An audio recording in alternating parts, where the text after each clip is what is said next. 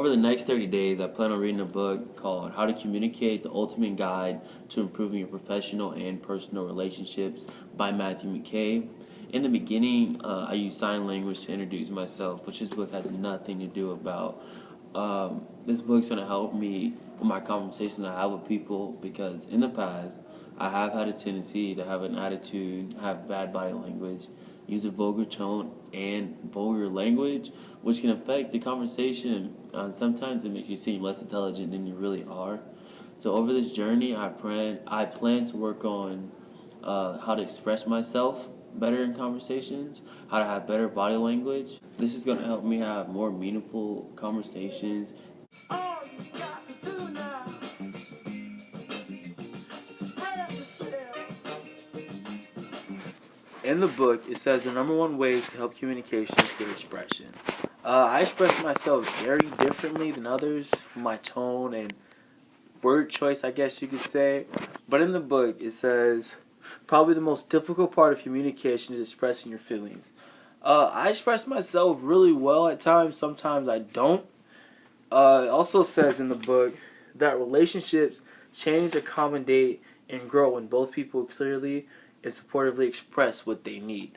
So the more I express myself, the more I can grow with a person and communicate better with them. This is based off week 1 for April 1st to April 8th.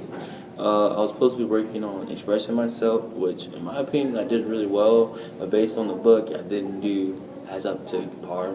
I cursed a lot. I got in an argument with my mom over my grades, which I expressed myself really well. I mean, as I look back at the argument with my mom, towards the end, we were just yelling and screaming at each other, and we were just trying to prove our point right and the other person's point wrong.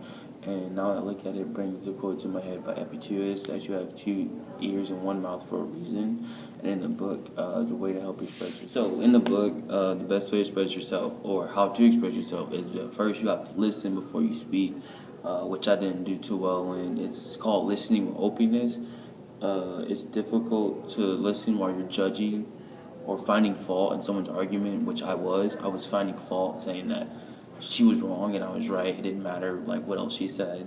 And then it says all information gets scrambled coming in when you build a case to dismiss a person's thought or idea, which I was. I wasn't really paying attention to what she was trying to tell me, which was C's aren't bad, but I can work harder. But all I was saying was that C's are bad and that I wasn't working hard enough.